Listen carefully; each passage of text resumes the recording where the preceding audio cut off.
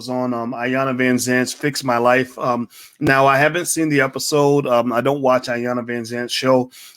It was an interesting episode, though, because I saw this clip of this brother, and I'm going to play this clip in a minute. But basically, this black man who was on the show was effectively saying that in 18 years of marriage, his wife never had to pay a bill. And the clip was I thought it was interesting. I thought it was very powerful, and I thought that he was worth listening to. But later on, there was some complications. A lot of people came out and said that this brother was being he was kind of under a little bit of attack, from his family, from certain members of his family, for allegedly being emotionally abusive. This man, I don't have his name. Please type his name in the chat if you have it. I tried to look for it. I can't find it. But it's okay. It's not about him. It's not about this story. It's really about you. And so that's what I want to focus on. So we're going to get started right now. Hit the thumbs up button, hit the share button, hit the subscribe button. You're on drboycetv.com, the home for intelligent Black people. And we're going to talk about this Iyanla Vanzant thing and this statement by this brother, and also what it means to be a man, what it means to be in a healthy relationship. So we're going to get started right now.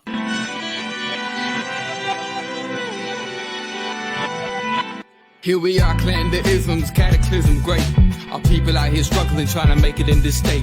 Everybody out here doing it, but we the ones too late. Now family, we the ones who gotta delegate. Get that money in the power, never be fake. Stick to cosign for 3. What did he say? Create jobs, support our own. Educate the same and buy back your home. Got 3 degrees, triple 10. 3 PhDs, now we on the CNN. DBTV, let's talk about negligence. Ignorance is bliss, but we can turn it to intelligence. Believe none of what you hear, half of what you see. Let's break it down here on Dr Boyce TV. Here we are. All right. What's going on, everybody? I hope you guys are doing well. My name is Dr. Boyce Watkins. Welcome to drboycetv.com, the home for intelligent Black people. I want to talk a little bit about this clip that I saw today. Somebody sent this to me, and it has to do with a black man who basically, I'm not going to say he broke the internet, but he was on his way to breaking the internet. And it was all because he basically made a statement about how he's been married to his wife for 18 years, and his wife has never had to pay a bill.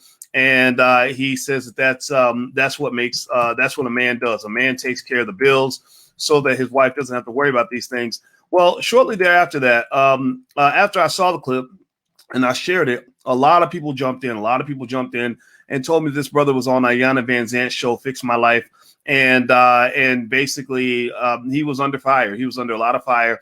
There were people, some members of his family that felt that he maybe was a little emotionally abusive and that he wasn't a perfect man. And I don't know the man's family life. I'm not here to really talk about that, but I am here to really talk about what I saw in terms of what I saw in his video and what I saw in the reaction to the video. And then what I saw in the reaction to what happened on the show. Now, if you want to know why I talk about relationships, it's because relationships and wealth are deeply connected. If you don't understand how relationships affect money, then you don't understand relationships and you don't understand money. His name is Mark. I don't know his last name. Okay, so his name is Mark. So we're going to call him Mr. Mark. We're going to give the brother his respect. Because I on this platform, another thing we do is we like to give Black men a fair trial. We are not mainstream media. Mainstream media does not give Black men a fair trial. The court of law does not give Black men a fair trial. Nobody gives the Black men a fair trial. So in this platform, we give Black men a fair trial. We hold brothers accountable if we see a problem, but we also make sure that there's fairness in the room, because y'all know, give me a yes or no if you get what I'm saying. The world is not fair when it comes to how Black men are portrayed. The world is not fair in terms of how they respond to Black men. And pretty much everything a Black man does is negative. So give me a yes in the chat if you follow what I'm saying, because if you don't get what I'm saying, then you probably you won't get anything that I'm saying, and you don't need to be here.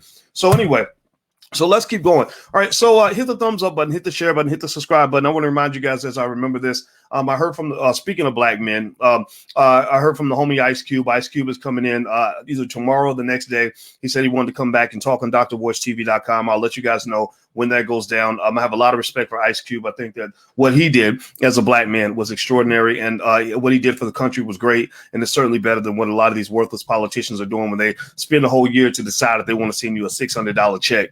That just burns me up. But here's the deal. So this brother named Mark, I'm going to play his clip, and so give me a second to share my screen, and I'm going to play the clip. And then we're going to kind of sort of talk about Mr. Mark and talk about some of the reactions and talk about some perspectives that I think you might want to consider as you kind of analyze this black man. I encourage you to do it a little bit differently from the way white people might do it, because basically there's never been a black man in their eyes who wasn't completely worthless, apparently, unless he was gay or weak or beta or feminine. So let me play the clip, and then I'm going to give you my raw reaction to the clip. Then we're going to go deeper and talk about some of the other realities in terms of what happened with the Iyanla show, and we're going to have a full, intelligent conversation. So here we go. I've been married to my wife for 18 years, going on 19 years. My wife has never paid a mortgage payment. She's never paid a gas bill, electric bill. She's never paid a cable bill. She's never had to pay insurance for her cars. I pay for all that, but that's what a fucking man does for his family. I'm not on no pedestal behind it, but that's what a man does. A man takes care of his family. My wife shouldn't have to worry about a goddamn mortgage payment. She doesn't have to worry about the lights being on, gas being on, food in the motherfucking refrigerator. She don't pay for food. She don't pay for none of that. That's my motherfucking job. A man that got 8 children and 12 grandchildren. And I've never been under one child support order in my life. And you take care of all of them. You do for and I do for all my kids whenever they need me. All you gotta do is call their daddy, and I'm right there. So if you meet a motherfucking nigga that can't treat you the way your father treats you, you don't need that motherfucker. All right. So that's what he said, and he said it, and it was said, and it was out there. So let's talk about let's separate. But in order for us to understand this, let's separate the man from the words, right? So let's assume that these words came out of anybody. Let's say these words. Think of the man you admire the most in your life, and imagine him saying those very same words. That a man should do whatever he can to make sure that his wife has nothing to worry about, that he is as the best provider he can be, that he will hustle to protect and provide for her by any means necessary, that he will provide for his children by any means necessary. Let's look at that comment in a vacuum for a moment, right? Let's separate it. Let's not look at it as in a multidimensional way. Multidimensional means you're going to think about who said it, or what other issues he might have, or whatever. Let's pretend like it came out of the most perfect person that you've ever met. How many of you, give me a yes or no, how many of you felt a little bit inspired by what he said? How many of you at least felt like, man, okay, that's what's up. Like, that's cool, right? Maybe that's not the life you choose, but ladies, how many of you would be proud if you had a good man? Let's assume he's a good man in all the ways that matter. How many of you would be proud if a man spoke that way? Like I'm going to make sure my woman is good. I'm going to make sure my woman is fine. I'm going to make sure my kids are good. I'm out here. I'm going to hustle for that. Right? How many men were inspired by that? How many of you brothers kind of looked at that and said, okay, I can relate to that, right? Give me a yes or no. Okay. All right. I see Christine says, yes, I'd be proud. Angela says inspired. Okay. Asha says I did. Okay. So here's the deal. All right. So I think it's important, if you're talking about what this brother said, to separate the message from the messenger, because what I saw online was a lot of people going into that Iyanla episode. And in the Iyanla episode, he didn't come out shining like a star. It looked like there's some family issues going on. It looked like he had children that were mad at him. It looked like he had a wife that maybe had some issues with him, right? Now, she stayed married to him for 18 years. I don't know why, but whatever. That don't mean you can't have issues with him, right? Anybody who's been married for a long time knows that long marriages like that are a little bit of a mix between love and hate. You know, it's like if you've been in your body for 40, 50, 60 years, you got good bacteria and bad bacteria, but you're glad to still be alive, right? So a lot of marriages are like that. They're like your body. After about 30, 40, 50 years, you get some good bacteria and bad bacteria. And some people say, you know what, at least we made it, right? Well, then there's some people who say we needed to amputate. So I amputated the heart and the lungs out of the body because I needed to get rid of the bad bacteria. But unfortunately, sometimes you end up killing the whole body, right? That's the paradox of marriage. 18, 20, 30 years of marriage is rarely, this is Uncle Boyce talking based on experiences, not scientific analysis. I did not read this in a book. I read this from the book of life and the book of God and the book of experience. And rarely have I ever seen any marriage last 20, 30 years that was just picture perfect, just as delightful as whatever fantasy somebody shoved into your brain when you were 7 years old. That's just the truth. That's the honest God truth. Now, here's the deal. Now, Angela, don't ask me about my teeth, because I went to the dentist today. I'm trying to have dental health. I'm a black man trying to do better. See, y'all can't beat up on brothers when we're trying to do better. I don't want to die from a heart attack because I didn't take care of my teeth. So I went and got some dental work, and y'all been making fun of me for months because I'm in the middle. It's a 6-month process. So they're gonna go in and they're putting the implants in. So by the time I'm done, I'll have this picture perfect smile, right? Which I never had because I didn't take care of my teeth when I was young. So I'm just trying to do better. Don't make fun of me. Please don't make fun of me, and don't distract me, because y'all know how I get. So here's the deal. Let me tell you a little story. Hit the thumbs up button. Please hit the thumbs up button if you haven't done it yet. Let me tell you why this story, why his statement inspired me a little bit. It made me proud. Because maybe I'm old school. I'm Southern. My daddy had a little bit of that in him. Very proud. My daddy was like, the reason I think T.I. is my favorite rapper is because my father was a lot like him, just like a proud Southern black man who took care of his family, who would kill you for his kids. Like, you mess with me or my sister, you're gonna come up missing. My father, I can say my father has actually killed people, and he's probably done things that he probably didn't tell anybody about either, right? So that was the culture I saw growing up. Some people will probably call that toxic masculinity, but I can also say that he and my mother were married for 46 years. And if you say any negative shit about my daddy, my mama might come kill you first. Just so you know, they ride together like that. That's what they've been doing for 46 years. So one day, Alicia and I, the black woman I love, we were out running, and we were running on this path. And on this path, and some of you have heard my story on this, but I got to repeat this story because it's relevant here. And we're running down this path, and we saw this goose. Anybody who follows me real close might have been there the day we ran into the gangster goose. Anybody remember the gangster goose? Give me a yes or no if you knew about the gangster goose. So we're running, and there's this goose, and he's right in the middle of the path. And I'm sitting there thinking, okay, he's a goose. Like, what can a goose do? So I'm like, okay, let's just walk around the goose. Alicia's like, so what should we do? I was like, it's a goose. Come on, let's walk around the goose. So we start walking around the goose, and the goose like scoots over and gets in the way. And I'm like, well, what are you doing? Like, I get moved, damn it. All right. So we go to the left. The goose moves over to the left. Like, you're not walking past here. Right. And then I'm like, okay, all right, man. All right, I'm done playing with your ass. All right. So I'm like, come on, let's just go. So I start walking, and I take a step, and the goose, like, he freezes, and he gives me this look. And I'm like, is this goose going to fight me? Like, what is about to happen here? So then I take another step, and a couple rocks move, and then his wings pop up. Like, I'm about to fuck you up. Like, this goose was ready to really fight a grown-ass man, right? And I'm like, what is going on here? And then I'm like, okay, Boyce, you're not going to get punked by a goose.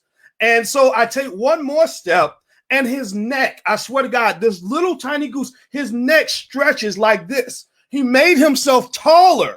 Like, if you take another step, I am going to fuck you up, right? And I'm like, what is going on? Why is this goose, like, messing with me today? Like, and I got a little, I was like, okay, Can geese hurt people? Like, because animals have powers you don't know about. So I'm sitting there thinking, do geese, can they poke your eyes out or something? And I didn't want Alicia to get hurt. So we were like, okay, we're gonna back up. This goose is, and every step we took back, his neck went down, his feathers went down. He reassumed his relaxed position when he knew we were walking away. I couldn't understand why this goose was getting gangster with me, ready to fight me to the death. Well, I looked over on the side of the road, and you know what I saw? I saw a little female goose who was sitting on some eggs and didn't have a care in the world. She didn't even know that her husband was about to throw down with a grown-ass man. Like, she didn't even know. She didn't even care. All she was thinking about was taking care of her babies and making sure that they're nice and warm so they can be hatched in a healthy fashion, right? And when I saw that, I said, you know what? I gave him props. I said, okay, I get it, brother. All right, man, I'm going to leave you alone. All right, you go protect your woman. I respect that, right? Now, here's the thing. This goose, nobody ever taught him what it means to be a man. Like, no, he didn't go to school for that. He didn't go take a class. He never watched Fix My Life. He was never trained on manhood. He just instinctually knew that his job was to protect his woman so that she could peacefully protect his young, right? That's what his job was, to make sure that she didn't have to worry about protecting herself so she could focus on reproducing his kids, right? I kind of think that maybe is part of the way things are supposed to work. I'm not saying that in this modern society and everything else that we have, where gender roles are all over the place and we're confused about who we are, some of that may be right. Maybe some of these things are an improvement. But sometimes just because you think something's different, just because something's progressive or so-called progressive, that does not mean it's better, right? Just because it's different doesn't mean it's necessarily better. And one thing that this brother said in this video that was interesting, that made me think about the gangster goose, is he said, my wife gave me, I think it was 8 children and 16 grandchildren. It was something like that, or 6 children and 12 grandchildren, right? He said that's her job. Her job is to have my kids, protect my children, take care of my house. That's it. I will just say this. I approve this message. I approve this message because I'm going to tell you, when I see some of the relationships we got out here, some of the crazy circus families that we done created out of white supremacy, these weird ass situations that we got where we just got to make it work. Some of us ain't got as much sense as a damn goose. We don't have as much sense as that goose. Some of our men don't have the courage of that goose. And some of our women don't understand it ain't got to be that hard. Being a mother is the most important job you will ever have in your life. But we live in this world where people act like being a mother is some sort of stupid little weak ass part-time third tier job that doesn't have any relevance. Do you all understand that that if mothers stop doing their jobs tomorrow and stop raising children appropriately, that our whole fucking society would fall apart? Do y'all understand how fucked up our world would be if we think about this, when they look at the history of serial killers. I'm marrying a therapist who understands serial killers really well. She just happens to. Hopefully she'll never become one. And you know that when they study them, most of the time, it's because they didn't get hugs from their mother, or they were rejected by their mother, or something like that, right? So imagine if mothers stopped doing their jobs, then we would have a whole world full of crazy ass serial killer drug addicts who are doing all kinds of ridiculous stuff, making the world unsafe for everybody. So I'm just going to say this. This is Uncle Boyce talking. There's nothing scientific about what I'm saying. I'm just going to tell you that I think that anybody who convinced us that being a mother is not an honor and a privilege and an important, very important job, the most important job of our society, if not one of the most important, is out of their damn mind. I think that they're wrong. I think that we're backward. I think that when people are like, oh, well, you know, you're going to have that baby, but you got another semester of college. So just abort the little damn thing. Just kill the little baby. But I don't want to kill my baby. Well, just do it, because finishing a semester of college so you can get a job at Applebee's or wherever, that's more important than actually raising a child. I'm not telling you what to do. I'm not here to tell anybody what to do. I'm just here to say that the world is stupid. The world is crazy. Or this idea that you're supposed to be raising 3 or 4 kids all by yourself and working a full-time job, leaving the house 13, 14 hours a day while your kids are at home running rampant, becoming hookers and killers and gangsters and thugs and all that because their mama ain't around. That's not the way it's supposed to be. That's just not the way it's supposed to be. And so I'm not here to tell you how your life is supposed to be. I'm just here to tell you that there are many, many ways to skin that cat.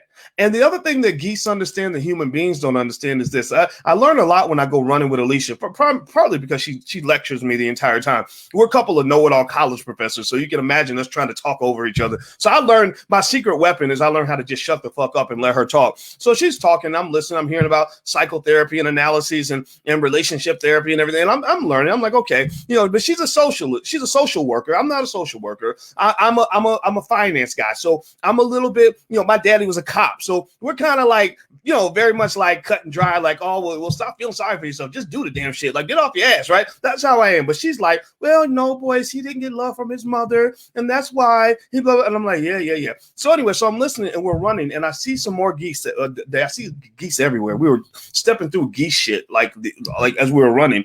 And it's really nasty. And so, but these geese, so I see these geese. And I never see the geese like by themselves most of the time, except for the gangster goose who was basically protecting his woman. We see them like in packs of like 100, right? The geese don't roll independently. They tend to roll in these big old groups. They're like gang affiliated. Like this one is like 100 of them. And here's the thing. Nobody taught geese to roll as gangs and to roll as cliques. Geese understand instinctually that you are stronger together, that you are stronger when you are a unit. Now, you might say, well, ask me, where are you going with this, Boyce? Why are you talking about geese so much? Well, so I'm going to tell you where I'm going. Well, when I see the geese getting together as a collective, I'm really seeing how human beings are best able to survive. I'm seeing family. I'm seeing unity, right? I'm seeing something a lot of us don't have the sense of a goose. A lot of us, there are so many of us who have been taught that you're supposed to do everything by yourself, and you strong black woman, you don't need no man, and you just go out here, build your business, just do it all alone or whatever. And the damn geese are like, that's stupid, man. You get things done better when you're together. You're more protected when you're together. That's what family's all about. Any community, any country where there's wealth, typically most of that wealth is family wealth. You are able to get more done when you are together as a unit, as a family. And this whole rugged individualism is crazy and stupid. It will stress the hell out of you. So the geese understand things that we as human beings don't get. And I like what this man said. If I separate the message from the messenger, because I don't know the messenger, all I know about the messenger is what Iyanla Vanzant told me. And I don't trust media when it comes to the black man. I'm sorry, I just don't. Right. And so without evaluating the messenger, I approve the message, not because I think that's the only way to survive, not because I think women should have to stay home. In fact, I'd be a hypocrite. My woman doesn't stay home. She has a great career. She's a full professor of social work who writes research papers and books and speaks and does all kinds of stuff. That she sees clients. She does all of that. But here's the funny thing. Here's the interesting thing, though. If she came downstairs one day and said, Boyce, I want to have another baby, or I want to adopt a baby, and I want to stay home full time and focus all of my energy on making sure that we properly raise that child. Do you know what I would say? I would say, no problem. And I will be very proud to be able to say, no problem. Right? You know, so I would just say this. There's a difference between women having to leave the children to go work because they want to, or women leaving the children to go work because they have to. And I think also you must ask yourself, are children better off when their mothers are spending more time with their boss than they are spending with their kids? This does not in any way attack or discredit those hardworking women out here that are kicking ass and taking names. We know what y'all doing. We know you're killing the game. But there are mothers that really are putting like crazy time into their children who are killing the game just as much as that mother who's sitting in the corporate boardroom or building that business or whatever. There's no sort of dismantling or somehow discounting one contribution over the other. And really, if you want my bias, I put my money on the mother, because you're planting seeds that are going to last many generations and beyond. If you're working hard for that white man on that job, he's going to replace you within a week after you die at your desk because you worked yourself into the ground. So I think balance is the answer here, right? Now let's talk a little bit about this brother a little bit more. Okay, first of all, hit the thumbs up button. Please hit the thumbs up, share, and subscribe button. This is drboycetv.com, the home for intelligent black people. Also, yourblackworldtv.com is a platform we have where we have all black conversations. So subscribe to yourblackworldtv.com. We're building black media. We really need your help in order to do that. Please hit the notification bell too. That notification bell is really important, so you'll get notified when we go live. Because I want to elevate this conversation. I don't want to get into the gossip of what this man does or does not do, but I think it's important to have a holistic conversation. This is Uncle Boyce talking. This ain't even Dr. Boyce, but I think family and wealth are deeply related. Relationships and wealth are deeply related. So it's important to understand both so you can achieve your goals. E40 has this great song that I played it on my Instagram, and it was called Mob. And one thing he said is something about it's about building relationships, right? He's talking about rapping, he's real super creative, right? And he's basically talking about making money. It's about relationships. So relationships are very important. That's why I talk about relationships, because if you want to have money, you got to have good relationships. So here's the thing. If you assume that this man is not a perfect father, right? Then, first of all, let's just stop there. How many of you, raise your hand, give me a yes or no. How many people in here are not perfect? Give me a yes if you are not perfect. Type yes in the chat if you are not a perfect person, right? Type yes in the chat if I was able to go into your life and find the people who hate you the most and literally say the worst things that you've ever done and make you look really bad on TV? Give me a yes in the chat. Somebody said I sound like 40 watt just now. Yeah, well, it's all about relationships. Like, he has a funny kind of like hokey kind of. He's so creative. I love this guy. But anyway, so okay, and Spice One, actually, out of the Bay Area, is one of my favorite rappers of all time. So this is like super exciting, like just meeting like some of these people that I just admire so much as artists. The music, there's another conversation to have about the music, but you know, they're doing their thing, and I respect that. Okay, so he's not a perfect man, maybe even more imperfect than some of us. I became deeply concerned when I saw his, several members of his family confronting him about things that he did that were less than perfect. So I think that at the very least we can agree on this, and I think that this is true.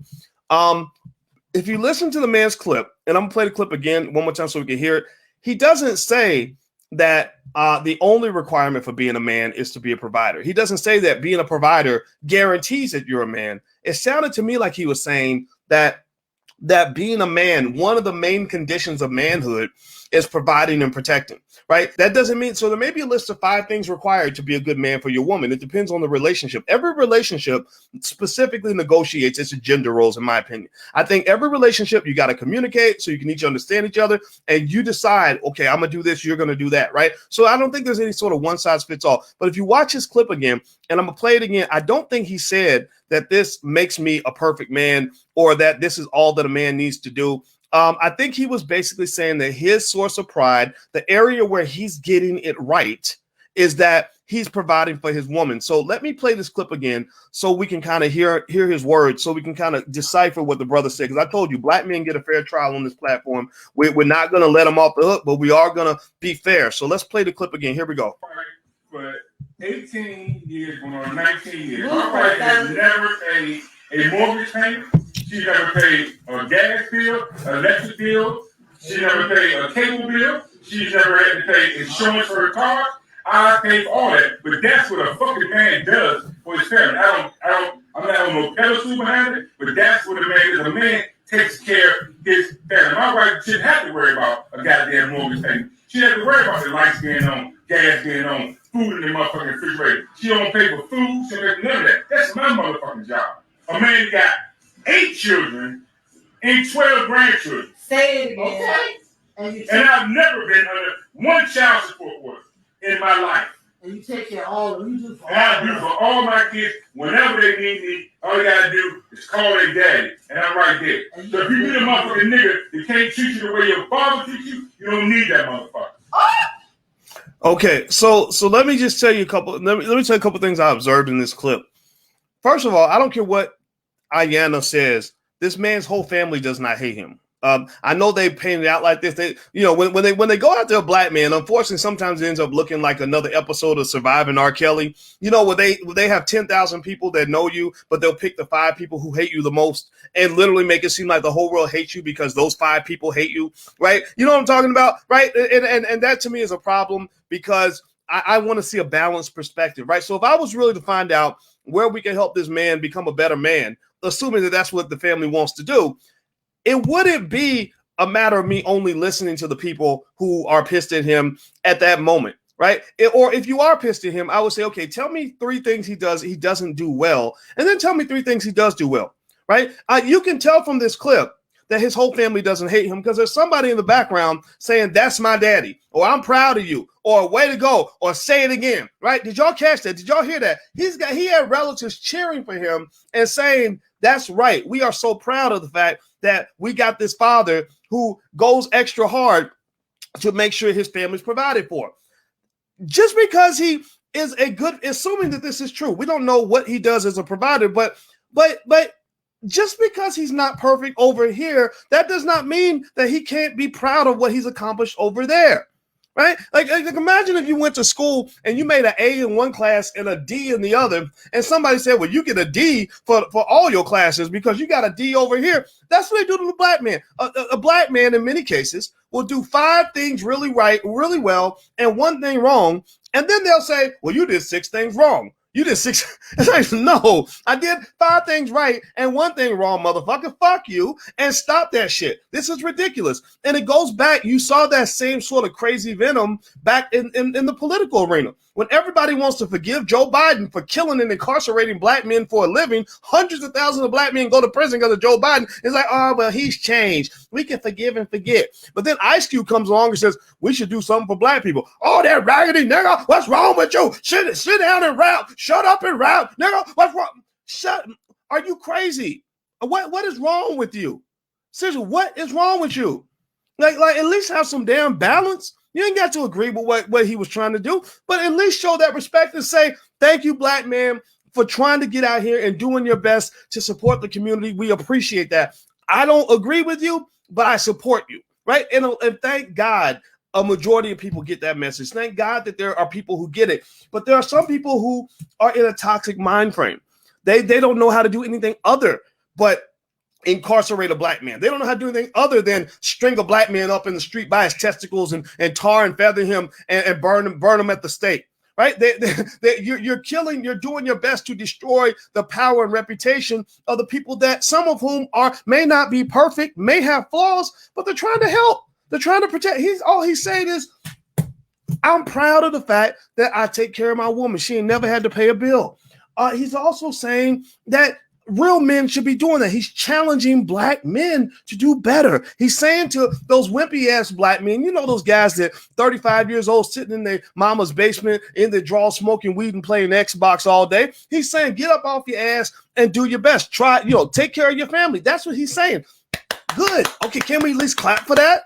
Right? He's saying to his daughters, he's saying that if a man does not treat you as well as your father, at least in the provider category, right, then that's not a man that's worthy of you. And I'm sitting here like, okay, I agree with that. I agree with that. My kids call me. They ask me for stuff. I like coming through for them. And when I hear about you hanging out with some guy who wants to have a baby with you, but can't come through for you, that makes me want to find him and kick him in his nuts because he's clearly not a man. But it also makes me mad at you to say, why would you sleep with him? What is wrong with you? Right? What kind of decision was that? Right? So I personally think that this is all overblown. I hate it when people send me this clip like, well, that this guy, he's blah, blah, blah, blah, blah, blah. No, she's cool, I guess. I've never met Iyanla. Dr. Steve Perry, good friend of mine. I love Steve Perry. Very smart man. I'm sure Steve helped the situation. But in those scenarios, what I think that here's what I'm really getting at is that sometimes when we are overly critical and we work too hard to undermine a man because he's not perfect, you end up throwing the baby out with the bathwater. You take a black man who might need some guidance on how he can do things even better than before, and you destroy him. You eliminate his relevance to the family. You say, well, he's toxic masculinity. She shouldn't stay married to him. He's a terrible person. Look at him. Well, I bet you there are probably some good things that his children experience from knowing that they could grow up in a household where their parents stayed married for 18 years.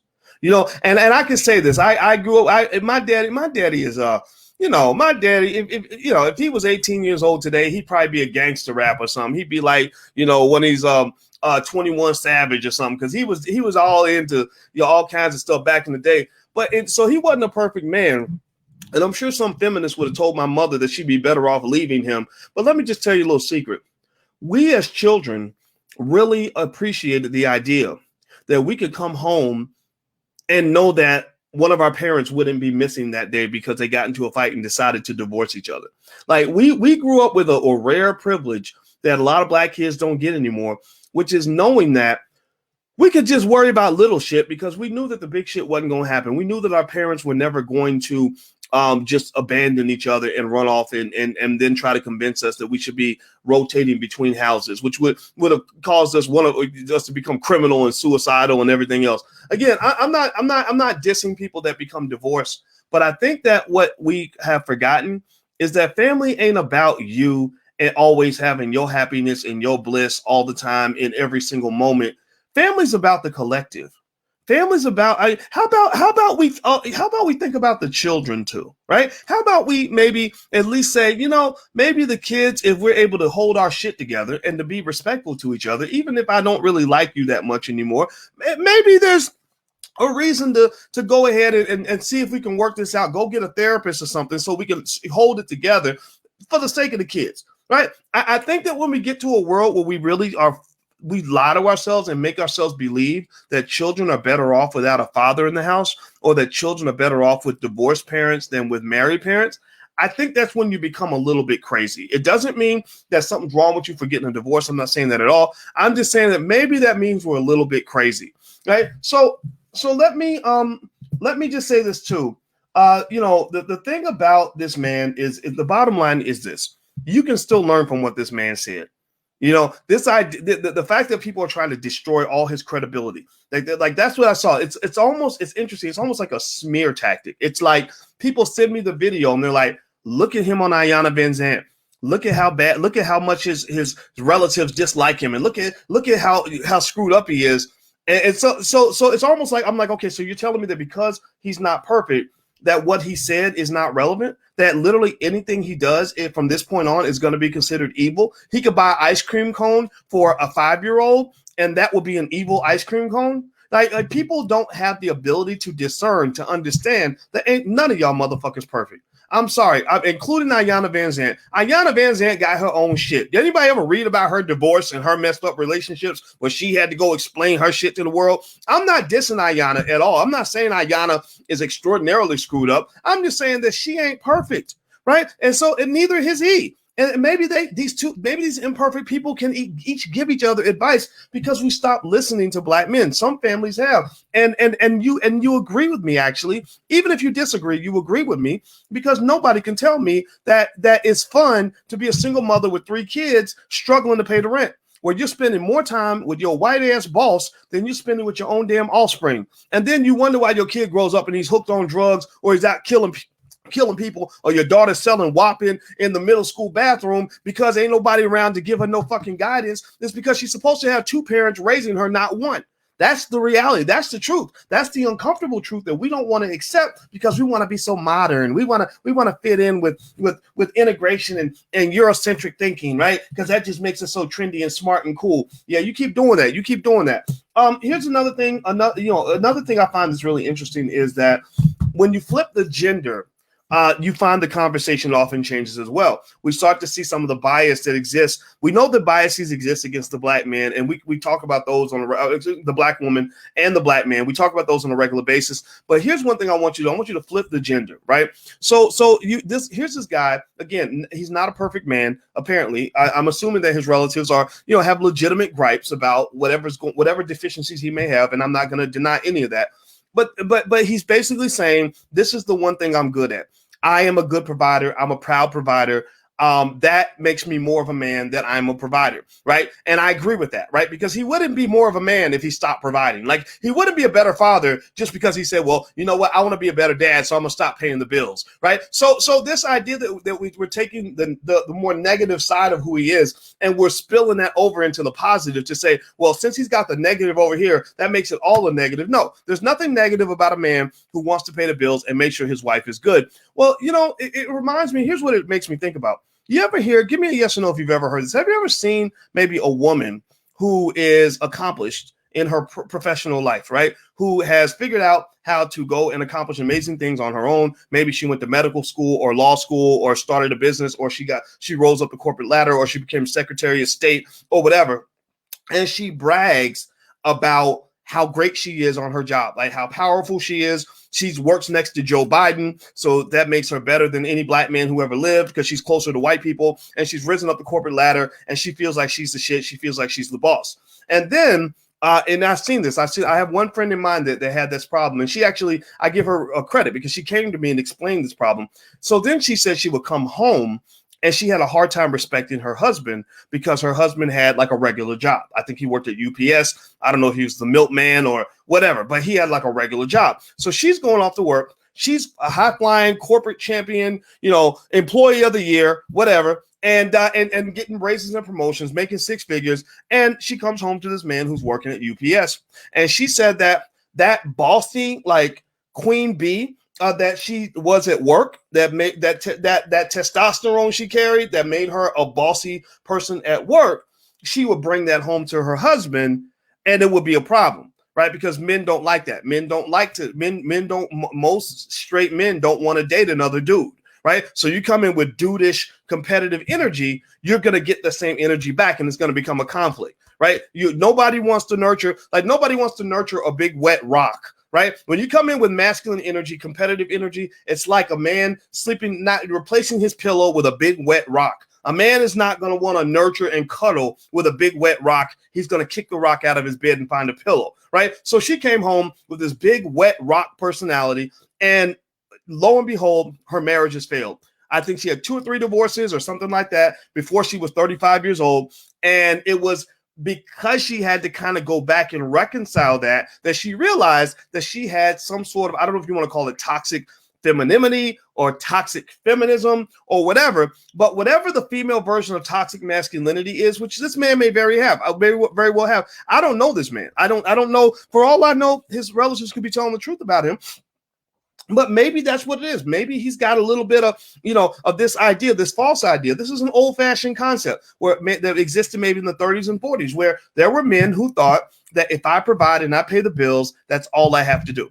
That if I bring home the bacon and I make sure my wife doesn't have to work, then she's got nothing to complain about. I knew a lady who a long time ago who was getting abused by her husband, and she wanted to leave, and her mother came by the house, and her mother went to the refrigerator and said, "Do you understand your refrigerator is full of food? You have nothing to complain about. I don't want to hear it anymore." Right? I think that's wrong. I definitely know it would not work. Right. And I would encourage men to understand that fatherhood and manhood and masculinity and husbandhood and boy, whatever type of hood you're trying to live in, it's multidimensional. Right. It can't just come down to bringing home the bacon. But here's the thing. There's a concept in mathematics called a necessary condition versus a sufficient condition. A sufficient condition means that it gets you to the finish line. Sufficient means it's sufficient for you to achieve your goal. Right. Necessary means that you have to do it, but it's not sufficient. You have to do it, but it's not going to get you to the finish line. Right. So, for example, it's necessary. In order to be married for 50 years, it's necessary to stay married for at least 2 years. But it's not sufficient. 2 years is not the same as 50 years. So I think that what he's saying is this. He's saying that a necessary condition of manhood, you pay attention now, stay with me on this, that a necessary condition of manhood is to be a good provider. That if you cannot provide, meaning that if your woman is struggling financially and you're not doing your absolute best on every level to try to fill that void, then in his mind, you haven't come through as a man, or at the very least, you're less of a man. I definitely think if she's got your children and you're not doing what you can to provide for those children, then I'm going to question that manhood. Although we know that there are some situations where it's almost impossible to get access to resources or whatever, but still, women tend to be attracted to men who can provide more, and there's a reason for that. It goes back 100,000 years. You're not going to change that no matter how much of a feminist you want to be. Women are going to be attracted to men who can provide, especially when resources are necessary. So I don't think that what this man said was necessarily problematic. I think what he said in the video was great, actually. I love what he said in the video. I think that what we have to do is realize that when people are attacking him for standing up and beating his chest and saying, "I'm a man and I'm proud of it," that you are maybe inadvertently taking away the best parts of black male competitive nature, right? Men tend to be at their best when they're strong, when they're competing. And the same way a man has the power to make a woman feel beautiful, or a man has the power to make a woman feel loved, right? A woman has the power to make to make a man feel strong. A woman has the power to make a man be at his best. So if you're beating him down and constantly telling him what he's doing wrong, then he's not going to be at his best. He's either going to shrink into this little ball of a bitch that you're turning him into, or he's just going to fucking leave. He's going to walk away. He's going to say, "You know what? I'm out. There's too much criticism.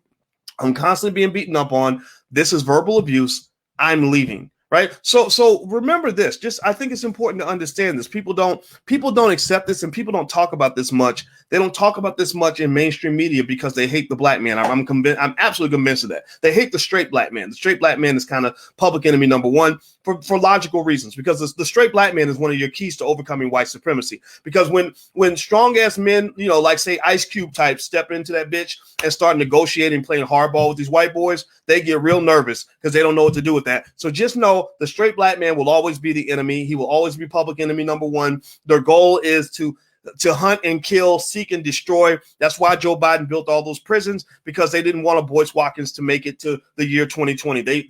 There's another Boyce Watkins twin. There's probably 3,000 of me locked up in the penitentiary right now because they got caught in the mousetrap. So let's just be clear, that's a real thing. But in this space where we actually love our black men and want to see our black men at their best, assuming that they're not engaged in toxic behavior or harmful behavior or seeking to harm others and seeking to use their power to provide and protect, I'm going to tell you this. This is just me. Maybe I'm biased on this, but I believe that the secret to the black community's rise over white supremacy is going to come from the straight black male. It's not going to come from the gay guys. No disrespect. If you're gay, you're welcome to be here. LGBT, no problem. I'm not going to put the flag up, the rainbow flag. We don't do that. No disrespect, but I don't hate you. I promise you I don't hate you. But it's not going to come from that community. It's not going to come from the beta males. It's going to come from the men who are not afraid to be alphas, right? And what I saw with this man was I saw alpha energy. I saw leadership. I saw pride. Sure, it may come off a little bit cocky. He's doing a little bit of a King Kong thing, right? But go to the woods. Go watch animals. And gorillas walk up there and they beat their chest and they tell you where the territory's at, and they're like, I got this. You come. That gangster goose, when his neck stretched out to the point where he was 6 feet tall or 5 feet tall, like that was toxic masculinity, if you want to call it that. That was him thumping his chest. That's what men do. That's what we do. Right. And I don't think men, I think men, this is my advice for the men. If you have that in you, then let that shit out. Let that shit out. I go back to Powernomics all the time. Because Dr. Claude Anderson, who wrote this book, he's a man's man. He ain't no little punk. He ain't no wimp. You can't intimidate him. When he came out to the internet, people are talking crazy and saying this and saying that, and he handled it like a soldier. He's a Marine. He doesn't let you talk. You can't just chatty patty him into submission. He doesn't fall for that stuff. And one of the things he talks about with power is that in Powernomics, he says that power is the ability to pursue your agenda despite the opposition of others. Right, that basically the black male will truly empower the community and pursue power when he moves forward with his agenda despite the opposition of others. And so let me give you a real life example of Powernomics in action and masculine energy in action, where you're pursuing your agenda despite the opposition of others. So when I talk to Cube, Ice Cube, right in the middle of all the chaos and so many people, millions of people talking crazy about him, we gonna cancel you, we hate you now, blah blah blah blah. I said, so how you doing, man? How you feel? How you feel about all this stuff that's going on? You good? He's like, man, I don't care. Like literally, he did not care. Literally, and I said, okay, that's my guy, right? He's not pretending. Like he really is serious about this, right? Because at the end of the day, that's what you're seeing in a lot of media. People will always use media and propaganda to do everything they can to destroy the image of the black man in America. I personally think this is where this is where I get passionate, because I told you, I love black folks. I want to see black people win. I want to see black families win. I want to see black women win, but I don't want to see women having to run out there with the sword and the shield because the men are sitting in the back. I don't want to see that. We ain't supposed to be in the back baking cookies with an apron on, sitting there like little punks. We are not women. Men and women are not the same. Men and women have different energy. And in our household, there's complete freedom and complete room for my wife to be whatever kind of woman she wants to be. But one thing she will never be allowed to be in my house, in my spaces. You will never be the man. You will never be the man. You will always be the woman. I'm going to be the man. But there's power in both. There is power in both. Felicia Rashad, one time I met Tempest Bledsoe, who played Vanessa on The Cosby Show. She has been in a long-term relationship with my brother. He played Ron in it from a different world. Daryl Bell. Love Daryl Bell. So smart, such a smart guy. Tempest once told me a story about Felicia Rashad, and in real life, Felicia is as wise as she is on TV. That's what I'm gathering. I've never met her in person. But one thing she said is that a lot of times women lose an understanding of all the power you have in being a feminine woman. And her analogy was the chessboard. Apparently on the chessboard, I'm not an expert on chess, but the king can't really do anything without the queen's permission. The queen actually has the power on the chessboard, and the king is important, right? But the queen really can kind of make certain moves that the king can't make. So if the queen spends all her time trying to be a king, she's given up the power of being a queen, right? So I'm a believer in the power of the queen, and I think that because in America we are listening to these crazy Europeans who are determined to occupy your mind and to control you and to make you just as dysfunctional as they are, they made you forget who you are. And so I just say this. I'll end on this note. I heard what this black man said. I think that his comment was absolutely awesome. I love the idea of a man taking pride in the fact that his woman could sit back and raise the kids and not have to worry about bills. That inspires me. That inspires me a whole lot more than seeing a man back up and sit in the fold and, you know, sit in his wife's kangaroo pouch like he's a little child. I'm not interested in that. I think that black men should roar a little bit. I think that black men should be proud of who we are. I also think the black man in America needs to carve his own path. I think the black man in America is too big. You're too strong. Your shadow is too great for you to sit in the shadow of a lesser man. And I think in America, they've tried to constrain you because I think that they feel like they're lesser men. They know this. They know that what I'm saying is true. And that's why they sought to kill you first. So just know that if you are, if you're just a stupid thug or if you're a wimp or whatever, like they're not going to really fear you. But if you are an intelligent man or a strong man and a capable man and a hardworking man and an ambitious man and an assertive man, just know you're going to be public enemy number one for most of your life. Just know that they're never going to make it easy for you. Just know that you getting ahead in America is just as going to be as hard as it was for LeBron trying to get a championship. Nobody ever gave LeBron James a championship. LeBron had to go fight for that, right? The only thing you get easy is the cheap stuff. The only thing they give you that's easy is the free stuff. The stuff that they give away is the stuff that they don't actually want. If you're going for the prize that they actually value, then you're going to have to fight for that. And you're going to have to fight without spending too much time worrying about what people think.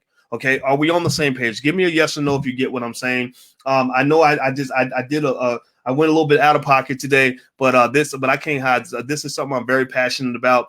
And because I believe that the black male, the strong black men in the community, the smart, strategic men, the assertive men, the ambitious men hold the keys to black people overcoming white supremacy.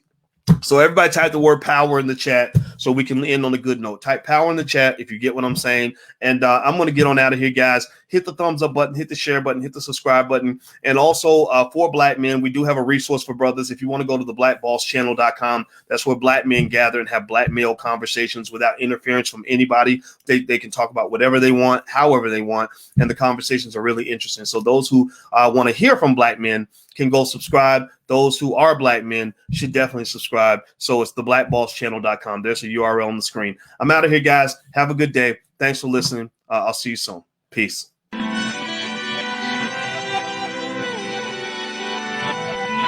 Here we are, clan the isms, cataclysm, great. Our people out here struggling, trying to make it in this state.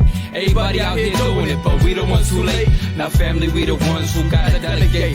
Get that money in the power, never be fake. Stick to co-sign for 3. What did he say? Create jobs, support our own. Educate the same and buy back your home. Got 3 degrees, triple 10. 3 PhDs, now we on the CNN. DBTV, let's talk about negligence. Ignorance is bliss, but we can turn it to intelligence. Believe none of what you hear, half of what you see. Let's break it down here on Dr Boyce TV. Here we are.